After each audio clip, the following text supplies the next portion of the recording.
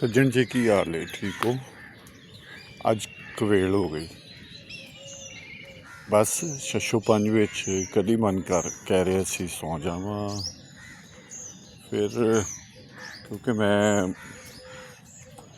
कल दोपहर का उठिया होया तो कुछ काम सी ऑफिस बह के करदा रहा, लेकिन बस कभी किसी नतीजे ते नहीं तुसी पहुँच सकते। कुछ पल ऐसे होंगे ने, कुछ वेला ऐसा होंगे। अमलतास विखा दें तुहानू, मैं कुछ दिन पहले क्या सी ना, ए फुल लगे ने और यदी वाशना बई कमाल। अमलतास दे कोल थोड़ी देर असी खलो जाइए ते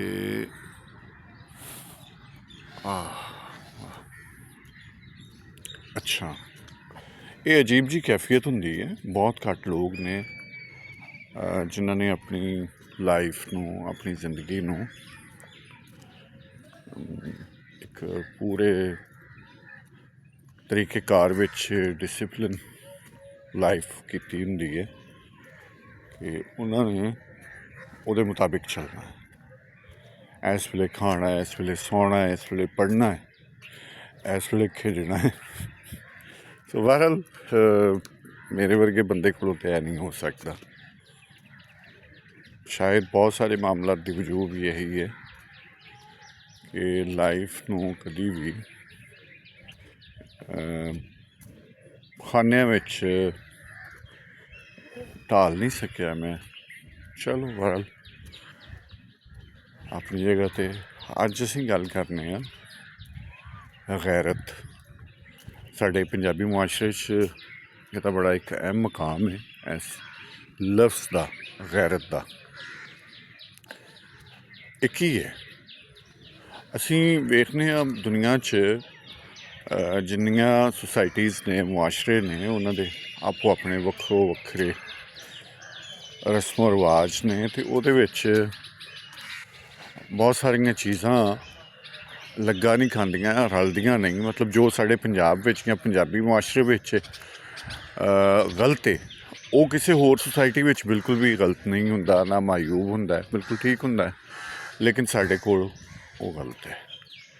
इस तरह बहुत सारिया गल्लां उस सोसाइटी दे विच गलत समझिया जांदियां ने, लेकिन साढ़े कोल बिल्कुल वो गलत नहीं होंदियां। लिहाजा असीं चीज़ां नूं थोड़ा नितार के अगर वेखीए तो उस नितारे विच समझण दे विच आसानी हुंदी है। अच्छा, किसे नूं बुरा बोलना, किसे नूं मंदा बोलना, वो एक गुस्से की कैफियत हो सकती कि तुसी गुस्से विच आ जावो कि बिला वजह तुहानू गलत किया जा रहा है या बुरा किया जा रहा है। अच्छा, एक कैफियत है कि तुहानू डिग्रेड किया जा रहा है या तुहाडे वास्ते अब्यूज लैंग्वेज यूज़ की जा रही है, बुरी जबान इस्तेमाल की जा रही है। हाँ, ये भी गुस्से वाली गल है। एक मामला है कि तुहाडे सामने कोई एक चैलेंज हुंदा है, तो चैलेंज देने वास्ते एक मुकाबले की फिजा भी हुंदी है कि भी यह तुसी कर सकते हो या नहीं कर सकते। कुछ चीज़ां गैरत की ने, असी वेखने साढ़े बहुत सारे रिश्ते, साड़ी धरती, साड़ी जिथे असी कहने ईगो हर्ट हुंदी है, अना हर्ट हुंदी है। अना वाला मामला सॉरी मैं विच लै आया, ये भी इन थोड़ा एक साइड से रख दईए। गैरत कित्थे है? गैरत उत्थे है कि तुहाडे ते उंगली चुकी जाए। सोसाइटी दे कुछ मामलात दे विच, रिश्तियां दे मामलात विच तुहाडे ते ना सिर्फ उंगली चुकी जाए बल्कि उन्होंने बुरा किया जाए, उन्होंने मंदा किया जाए, भैड़ा किया जाए। उन्होंने असी कहने कि इन्हों ने साड़ी इज्जत नफ्स या साड़ी गैरत नूं ललकारिया।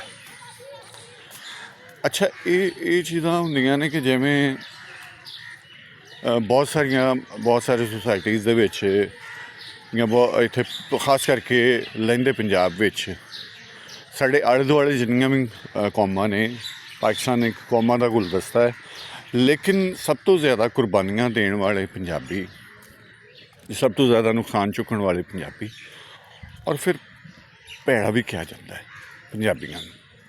ਯਾਨੀ ਕਿ ਪੰਜਾਬੀ ਤਾਂ ਹੈ ਹੀ ਇੰਝ ਨੇ, ਪੰਜਾਬੀ ਤਾਂ ਜਿਹੜਾ ਵੀ ਆਉਂਦਾ ਹੈ ਉਹਨੂੰ ਜੀ ਆਇਆਂ ਕਹਿੰਦੇ, ਜਦ ਕਿ ਇਹਦੇ ਤੋਂ ਉਲਟ ਹੈ ਨਾ। ਪੰਜਾਬੀਆਂ ਨੇ ਕਦੇ ਵੀ ਕਿਸੇ ਨੂੰ ਜੀ ਆਇਆਂ ਨਹੀਂ ਕਿਹਾ, ਕਿਸੇ ਗੈਰ ਨੂੰ ਜਿਹੜਾ ਹਮਲਾਵਰ ਹੋਵੇ ਉਹਦਾ ਮੁਕਾਬਲਾ ਕੀਤਾ, ਔਰ ਉਹਦੀ ਤਾਰੀਖ ਹੈ। ਤੁਸੀਂ ਕਬਲ ਮਸੀਹ ਤੋਂ ਲੈ ਕੇ ਵੇਖ ਲਵੋ, ਮੈਨੂੰ ਜਾਂ ਤਾਂ ਦੱਸ ਦਿਓ ਇਹਦੇ ਥੱਲੇ ਕਮੈਂਟ ਦੇ ਵਿੱਚ ਕਿ ਬਰੇ ਸਗੀਰ ਦੇ ਵਿੱਚ ਕਮ ਅਜ਼ ਕਮ ਇਹਨਾਂ ਦੇ ਮੁਕਾਬਲੇ ਦਾ ਕੋਈ ਬੰਦਾ ਹੈ ਤਾਂ ਮੈਨੂੰ ਦੱਸ ਦਿਓ। ਸਿਰਫ 3-4 ਬੰਦੇ ਮੈਂ ਗਿਣਾਵਾਂਗਾ।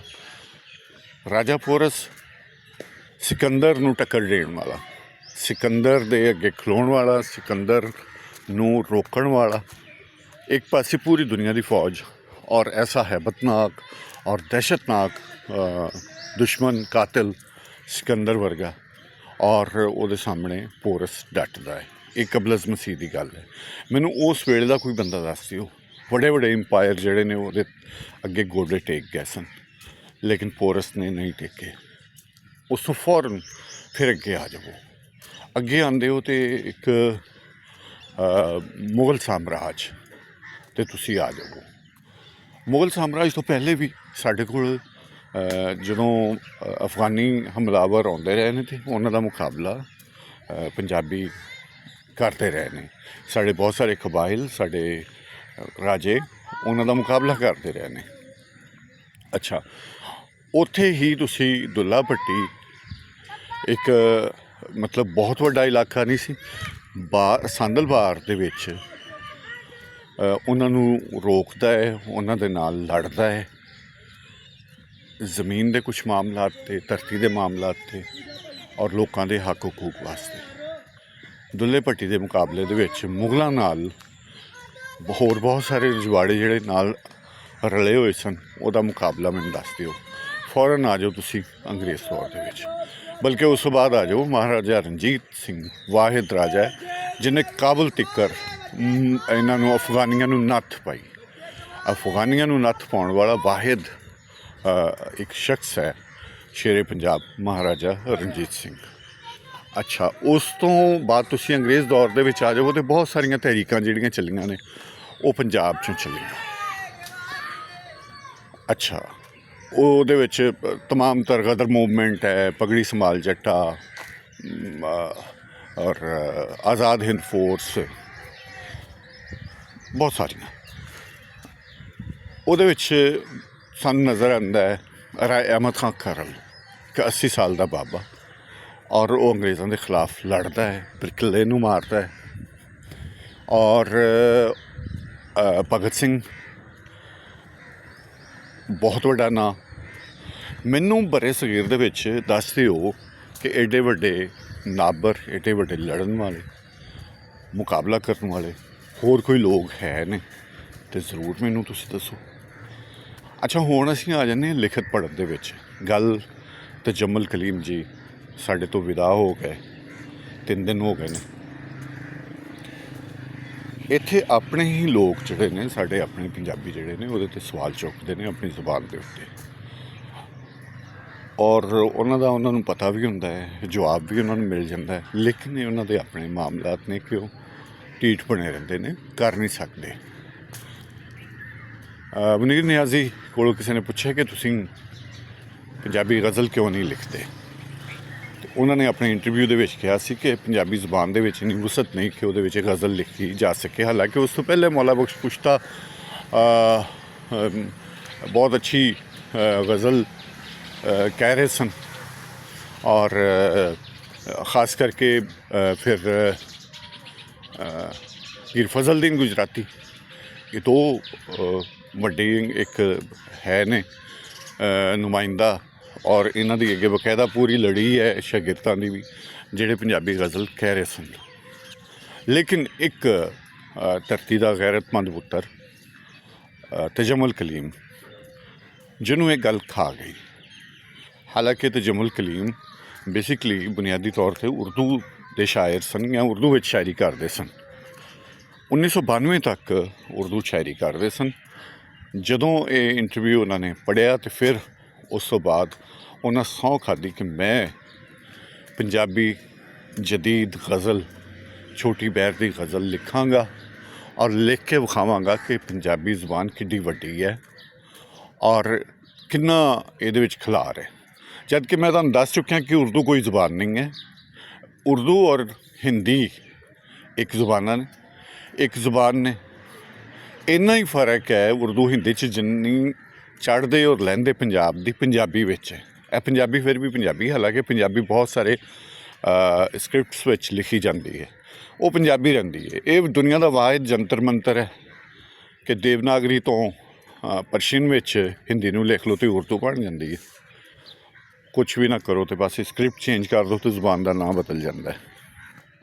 ਬਹਰਹਾਲ ਉਸ ਤੋਂ ਬਾਅਦ ਤਜਮੁਲ ਕਲੀਮ ਜੀ ਨੇ ਉਰਦੂ ਗਜ਼ਲਾਂ ਨਾ ਸਿਰਫ ਲਿਖਣੀਆਂ ਛੱਡੀਆਂ ਬਲਕਿ ਸਾੜ ਸੁਆਹ ਕੀਤੀਆਂ, ਸੁੱਟ ਦਿੱਤੀਆਂ ਔਰ ਪੂਰੀ ਦੁਨੀਆ ਨੂੰ ਮਨਵਾਇਆ ਕਿ ਪੰਜਾਬੀ ਗਜ਼ਲ ਕਿਹਨੂੰ ਕਹਿੰਦੇ ਨੇ। ਸੋ ਤਜਮੁਲ ਕਲੀਮ ਇੱਕ ਅਣਖੀ, ਇੱਕ ਗੈਰਤਮੰਦ ਧਰਤੀ ਦਾ ਪੁੱਤਰ, ਜਿਹਨੇ ਨਾ ਸਿਰਫ ਉਸ ਲਲਕਰ ਨੂੰ ਕਬੂਲਿਆ ਬਲਕਿ ਉਹਦਾ ਬਹੁਤ ਸੋਹਣਾ ਜਵਾਬ ਦਿੱਤਾ। ਇਸ ਲਈ ਤਜਮੁਲ ਕਲੀਮ ਅਸੀਂ ਕਹਿ ਸਕਦੇ ਹਾਂ ਕਿ ਪੰਜਾਬੀ ਗਜ਼ਲ ਦਾ ਸ਼ਹਿਨਸ਼ਾਹ ਹੈ। ਜਿਉਂਦੇ ਵਾਸਤੇ ਰਹੋ, ਸਲਾਮਤ ਰਹੋ, ਖੁਸ਼ ਰਹੋ, ਆਬਾਦ ਰਹੋ, ਖੁਸ਼ੀਆਂ ਵੰਡੋ, ਖੁਸ਼ੀਆਂ ਸਮੇਟੋ, ਖੁਸ਼ੀਆਂ ਦਾ ਸਬੱਬ ਬਣੋ। ਸਾਵਾਂ ਕੀਤੀ ਵਫਾ ਰਵੇਗਾ ਸਾਥ ਤੁਹਾਡਾ ਅਤੇ ਮੇਰਾ। ਆਉਂਦੀ ਮੁਲਾਕਾਤ ਕੱਲ੍ਹ। ਜਿਉਂਦੇ ਵਾਸਤੇ ਰਹੋ। ਕਹੇ ਹੁਸੈਨ ਫਕੀਰ ਨਿਮਾਣਾ ਸੂਹੇ ਸਾਡੇ ਕੱਪੜੇ, ਪਿਆਰ ਪ੍ਰੀਤ ਸਨੇਹਾ ਸਾਡਾ ਜਿੱਥੋਂ ਤੱਕ ਰੱਬੜੇ। ਰੱਬ ਰੱਖਾ।